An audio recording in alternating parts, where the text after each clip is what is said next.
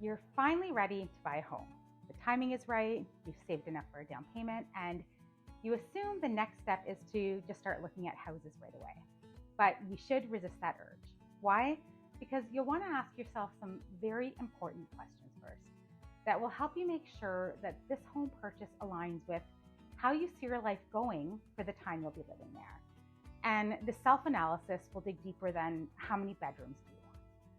Your honest answers will lead you to the right home purchase for you, for your lifestyle, and for your budget.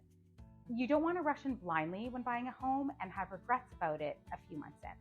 That's why if you slow down and take the time to think and really evaluate your life and the what and why for a home, the rest of your home buying experience will be that much easier and stress free. And you'll get what's truly important to you in a home. If you found my channel and you're looking for everything you need to know about buying or selling a home and living in the Durham region, you found the right place. It would be amazing if you would like and subscribe to stay up to date on all of my newest videos. And if we haven't met yet, my name is Vilija Truelove. I'm a local Durham Region real estate agent, and I love hearing from people just like you. If you're moving to or within the Durham region, whether you're ready to move now or 6 months from now, you can set up an appointment, which you can do through my calendar link in the description below. I can answer any questions that you have, and we can get the home buying or selling process started. So the questions to ask yourself before you step foot into a house. Number one, how long do you plan to live in this next home? And also, how long will you own this home if you plan on renting it out after you move out? This is one of the most important questions to answer because it really will affect how you answer many of the other questions and how you move forward in your search. It also affects how you look at your budget. If this next home is your forever home and you plan to stay there for the next 25 years, there's likely to be less you're willing to compromise on.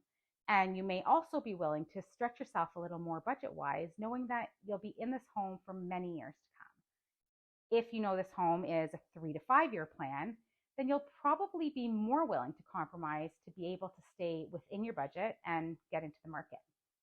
Number two, what will your life look like during that time frame? Answering this question will help you determine what purpose your home will serve. Most specifically, your wants and needs at this stage in your life. For example, do you plan to stay in this home for 5 years and maybe add a child to the family during this time? Or will your kids become teenagers and want more of their own space during the time you'll be there? You can see how thinking about how your life will look in the time you plan to live there should affect how you look at the house today. Number three, what about your current daily life do you love and are not willing to give up? For example, do you love being a short distance to your work? Do you love being able to walk your dog down by the water every evening? What is there about your day to day that you don't want to sacrifice if you can? Number four, do you need to be close to the office with an easy commute? And how do you plan to get to work? This question will help you determine location and also help you think about what your daily commute will actually look like. Do you plan to drive on the 401 every day?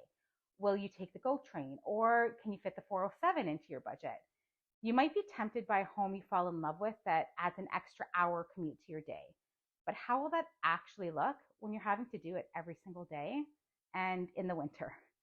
Number five, what are your financial goals during the time frame you're going to be living in this new home? So again, for example, do you plan to change jobs at some point so your finances may change? A possible increase or a decrease in salary, or maybe you plan on retiring. You may not want to have a mortgage that binds you to your current job, especially if your goal is to switch to a less stressful work life while you're living there. Another thing to consider is whether this home is a potential investment for you. Are you planning to keep the house and rent it out once your family has outgrown it? If so, buying a property with future rental potential is very important. Number six, what are your hobbies and how will they impact your life while you live in this home? So as an example, would you prefer to live in a less expensive, possibly smaller home so you have the funds to travel the world or even to have extra money for a favorite hobby like horseback riding or golfing? You may want to live close to an important outside interest. Or do you want space for your hobbies inside your home, such as room to store your equipment a space to paint or sew, a garage, or a workshop? Number 7, do you consider yourself a location person or a house person? Some people get more excited about the local amenities than the features inside their home. So, would you rather be near urban conveniences, lots of quiet green space, or close to the water?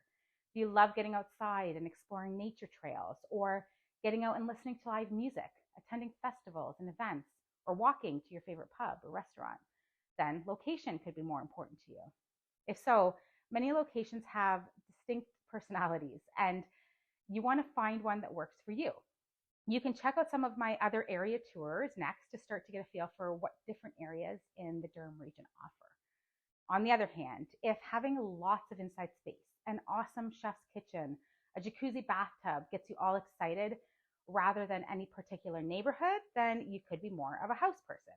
Of course, neighborhood should always be taken into consideration when buying a house. So even if the house itself is more important to you, you still don't want the most amazing house in the worst neighborhood. You'll need to find some balance there. Number 8, are schools in the neighborhood a factor for this home purchase? Even if you don't have or plan to have children at all or anytime soon, it's a question worth asking since homes in better school districts tend to appreciate more in value. If you have young children or plan to start a family in the near future, then getting yourself educated about schools will, of course, be very important. Number 9, what is there about your current home that you would like to change or be different in your next home? Is there something that bothers you every single day about your current home? For example, it could be the lack of closet space or not enough counter space in the kitchen, or not having a space for your home office so your laptop is always out there on the dining table. Number 10, describe your ideal scenario when it comes to your home purchase and why. This is the time to dream big. After asking yourself all of the questions above, now's the time to take your brainstorming to pen and paper. Get out a piece of paper and write down everything you could possibly have, if you could have it all within reason, in your next perfect home. And also, what is the absolute most important, can't live without it, deal breaker thing you must have? Do you really, really want that master bedroom ensuite, or that large eating kitchen, or maybe a garage or a private backyard? Number 11, what would you be willing to compromise on in a home?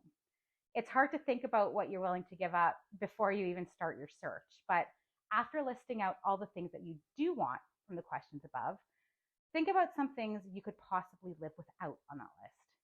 Most people will have a set budget for their home purchase, so you're likely going to have to compromise on some things. It's good to look at your wish list and think about which of those items are must-haves, what's most important to you, and which are nice to haves, but not deal breakers.